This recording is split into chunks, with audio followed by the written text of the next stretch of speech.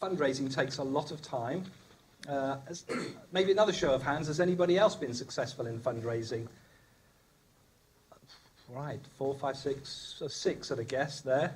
So what I want to really, I guess, hit the nail on the head is just address the problem. The problem is the odds. When you're fundraising, it looks something like that. This is a statement from an angel investor, and he's saying 1 in 400 basically gets funded. I sat in on a Meet the Accelerator event recently, and the group called F6S, who aggregate all the applications for the accelerators, they said the success rate is about 2-3% to get into accelerators, and it's something similar for angel investing as well. So this is the rest of this statement. Given those odds, delivering a pitch means that virtually everything needs to come together, and it's kind of that I want to focus in on. It's that coming together of a deal proposition, and I'm going to use specific phrases or words you may not be that familiar with. So I talk, and this is only me, I talk in terms of raising investment. You're actually constructing a deal. You may not think of yourself as a startup. You're some investor's deal. So your deal flow is another phrase that they often talk in. And so these are my take on key elements of putting that deal together. There's other things as well, so this isn't some sort of balanced presentation, or I'm just highlighting some key things. And I'm going to jump to the whole lean canvas thing a bit as well. But these days, what do I mean by validation? Well, really, I'm kind of talking about research. It is the lean canvas process in a way. So get talking to people, start interacting with them, and get some sort of results that can then steer your course. And why is that important for investors?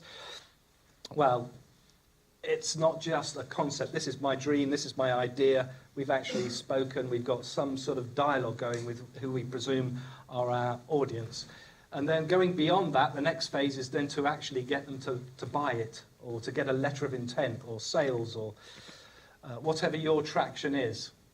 And this one often gets left out, that especially for first-timers, it's supremely important, I think, to actually benchmark what you're doing.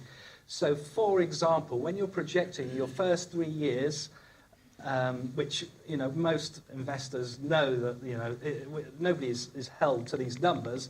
However, you've got to show there's a kind of degree of credibility in those numbers. And so that's what benchmarking does. It says, don't just take my word for it. Our best guess is this information, this person has kind of done it before, so we're benchmarking ourselves against some other data. And then, again, this is my take on things. Very often, you'll just see people head towards that end bit. And that, I'm just going to put the next words up, is access to the investors. I've got my business plan, just give me access. So all I need is the investors to speak to. If you're lucky, we have this term investment ready, getting ready to speak to them. And that very often means just writing up the stuff, writing up the document, the business plan, the executive summary, the pitch deck, however you go about it. But I like to, again, focus on this word deal, get deal ready. And so I've put the word story there. It's kind of telling your deal story. It's not telling your you have to tell your business story, of course you do. You have to say what the problem is, how you're solving that problem, etc. But that's very often what founders often spend 80 or 90% of their pitch on, is talking about the business proposition. And I would say that it needs to be the deal proposition. And so I have it going in that way. Work out what your story is. What are the key highlights as well? And I will come back to those key highlights. Sorry, Rob, I forgot to look at my time at the beginning, so maybe 5 minutes. Tell me. So just going to the canvas. Most of you, I'm sure, are familiar with it. This is a canvas. There are about 6 I've found out there now. Even a gamification canvas. And these are some of the key messages that we pick up from the canvas. So get out of the building, go and talk, go and validate, go and get your traction. Fail fast, fail cheap. Validate everything. And that's really the message. That's why this slide is up here, really, because It's kind of doing the same with the investment proposition. You're showing how you validated the whole deal in a way. And then find your scalable business model is another message. That might not be totally correct, but I think those are broadly the themes that come off the canvas.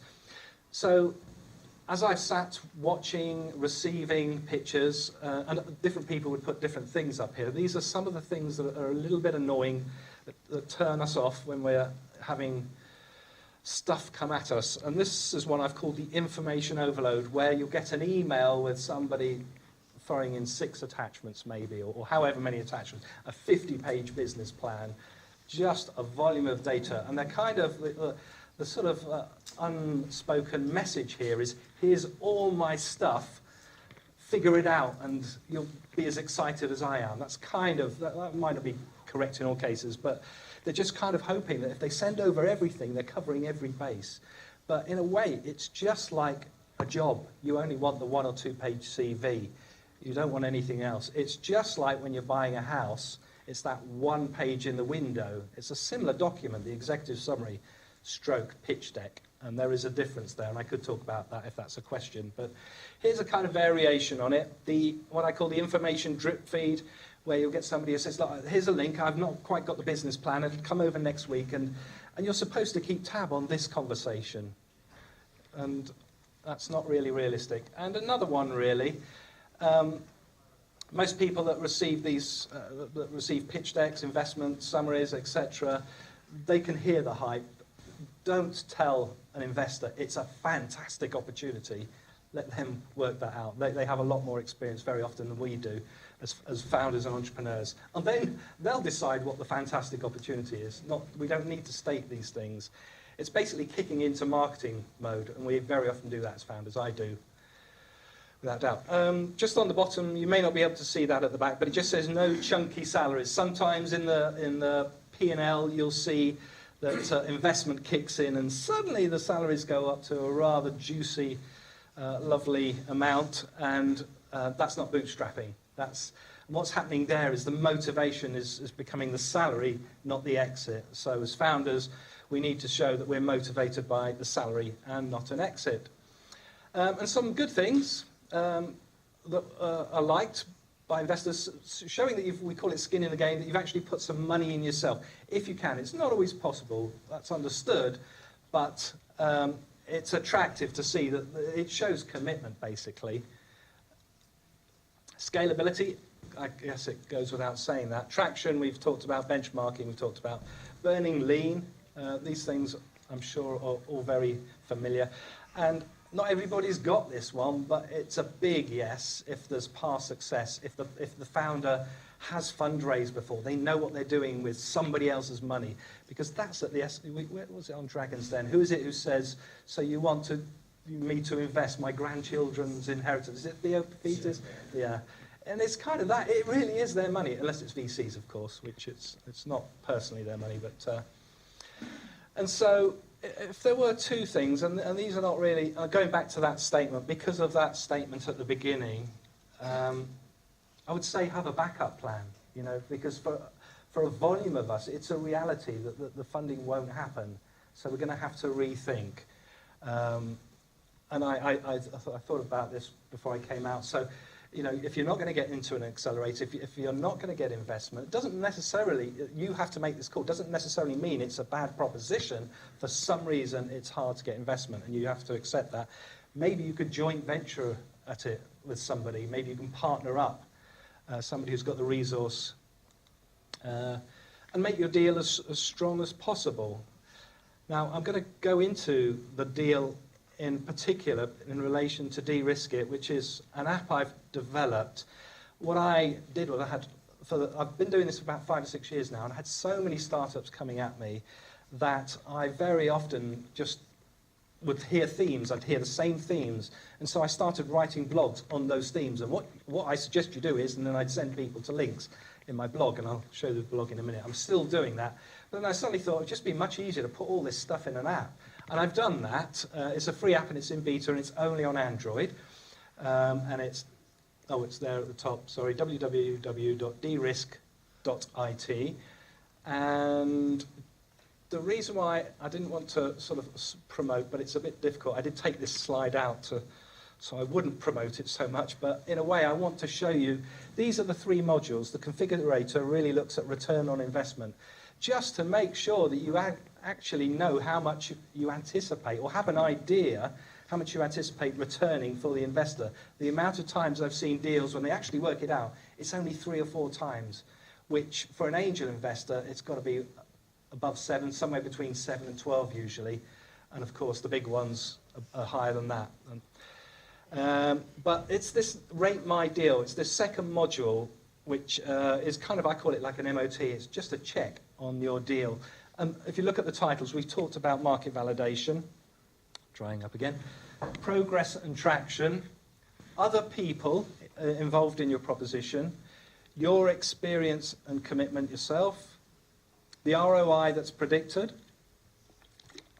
and something about the exit as well, and then articulation of the business plan and case. And then there's a third module on valuation. So these are kind of the things that that's why I put it all in an app, because these are the things that we should be looking at when we're trying to configure a deal for investors. Other people might disagree with that. They might say other things, and I accept that. There is an emphasis that different investors will put. But this is my take on the same things that I kept seeing coming at me time and time again. And I began to see a pattern. I thought I could just put this pattern down, and I've done that. So, okay, I was going to skip this, but really what we're trying to do is put our best foot forward, and founders don't often do that. And that's why the failure rate is so high. So, and maximise your chances of actually getting into the conversation. That most people can get a rejection, but actually to get in that conversation is very difficult, more often than not. So there is the blog that I mentioned as well, and some other things. Questions? Yeah, I wasn't sure. I don't know if anybody has any questions, but I'm very happy to elaborate on anything. Or... Yeah, so we have time for some questions. So hands up, anyone wants to ask? Anything on investment, that side of things? How many pages should business plan be? Is it 25? Business plan, I don't kind of specialise in. There's a lot of people focused on that, but it depends. Some propositions are really complicated, got a lot of IP. Your typical tech, we're in development stage, yes, 25 is a good number, 40 is a bit of a headache, but it needs to be what it needs to be is what I say very often. Instead of business plan, instead of the company, can they just submit 10 slides? The question was, can they submit 10 slides instead of a business plan? I prefer an executive summary, a 1-page executive summary, 2 at a push. I think most people are that way, want that. Okay, hand at the back, on the back. Question about deal breakers, are they common, and where would we look for them? I think they're becoming more common. Where you'll find them, it's a murky area actually. There's a lot of consultants. This is why I dropped that little snide remark earlier, because there's a lot of people, you go to their LinkedIn profiles and they'll say investor. When you actually dig deep, they may have put £500 into something and a few £100 here and there. But they're actually looking for consultancy work. And then if it's $1 million to 4%, or something like that. I've heard of 6 or 7 million. It all depends how the arrangement between the two. But it's 5% usually, the typical America and UK. So yes, post-investment, I would still expect the founders to be bootstrapping all the way as far and as long as they can.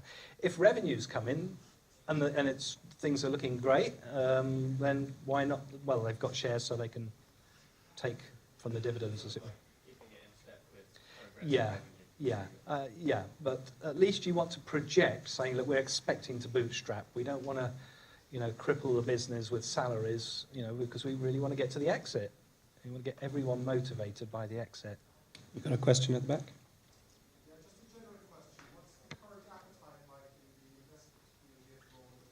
Can I repeat that? I can. What's the appetite like in the UK for investment?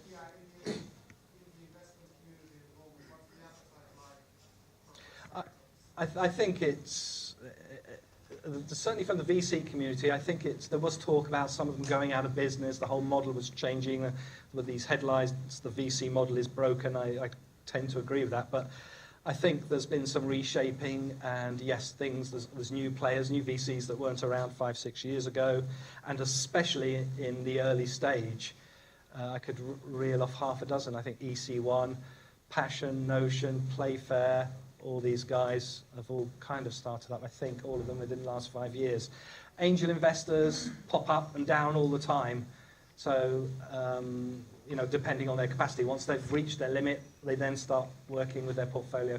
Very few of them are as big as the American ones, where, they're doing 20, 30, and it's a real portfolio approach, and they're able to do it year on year on year on. Very often, some of them say, I've got $1 million, that's what I'm going to do. 5 companies, maybe 2 companies, sort of approach like that. But yes, it's better, and certainly in the last year, just like the economy seems to be turning, we're hoping it's the same.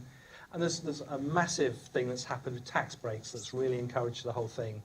SEIS, EIS, and also the Angel Co-Fund as well, in the government investing alongside angel groups. My thoughts on crowdfunding? I've tried it myself. I was lucky in that I just used it to test a proposition. I got in on a new crowdfunder just as they were going, and I only was doing a small amount, and so it was a great way for me to sort of test little bits of services that I was thinking about. I think it's great. For certain businesses, the valuation's fixed.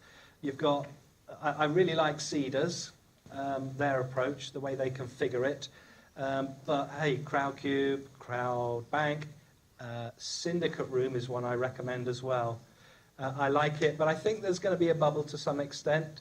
They're popping up all over the place, but the room can only take so many, I think. And at the end of the day, some investors are sophisticated, and that's not what's happening by and large on crowdfunding. Doesn't mean it's wrong, I think it's great, but it's a different play of investment. Sorry. So you think it's for early stage startups, do you think it's advisable to receive funding from VCs as opposed to angels? Because I've heard that when you receive funding from early stage, when you're an early stage company, you receive funding from VCs, essentially, if the VC don't follow up with investment, it's not a very good indication of your startup. Yeah, there's probably better people here to speak on this than myself, and maybe there's VCs here, or maybe there's angel investors, but I guess I am in the middle, so I can take a view on that. And it's horses for courses. It depends is the quick answer. VCs have a lot harder terms. It's very, that's not fair. There is flexibility, but my preference would be for angel investment. But it depends what you're trying to do. If you've got something that is clearly a big play opportunity, then maybe VCs are the way to go. Because of the resources, the deepness of pockets, the ease of fundraising, because if you've got them for the first time, then follow-on is maybe more likely to happen. We had one more question over there? No? Okay, one last one and then we'll go on. From the accelerators I've looked at, the kind of valuation that you can get without even having the product, it seems to be in the range of about 300 to 400%. Yeah. Although someone did tell me that an investor offers her 100k for 10%, which would be significantly more than that. What kind of valuation do you think you can get this? Would you sort of broadly speak in terms of a stage of business? Because unless you say the stage of business, that's so concept stage, before development maybe. Okay. Yeah. Well, and that's why accelerators are good, because they'll believe in you before you get traction, as it were. When I say they'll believe in you, well, they are believing you because they're giving you money, and so and also the SEIS funds. There's half a dozen of them, I think. They're kind of similar. So they're people that are giving you money before you've got your traction. So in a way, why wouldn't you take that money? And what's the best valuation you've heard? The best valuation, do you know what, I don't really follow the valuations because it's more or less general territory. So Y Combinator started it, didn't they? Was it 6% for, I don't know, 20, if we translate it to £20,000, something like that, £30,000. So that's the general going rate, as it were, somewhere in that territory. I think a lot of them fix, don't they? The accelerators fix their valuations. We're only going to do it at this rate. There might be some that are more flexible, I don't know, but I'm not really that up on accelerator valuations. Crowdfunding seems to be about the same. Mm. 400K. Yeah. Cool. All right, well, thank you very much, Aristos. You're sticking around? Yeah. Yeah, so if you've got further questions afterwards, so thank you.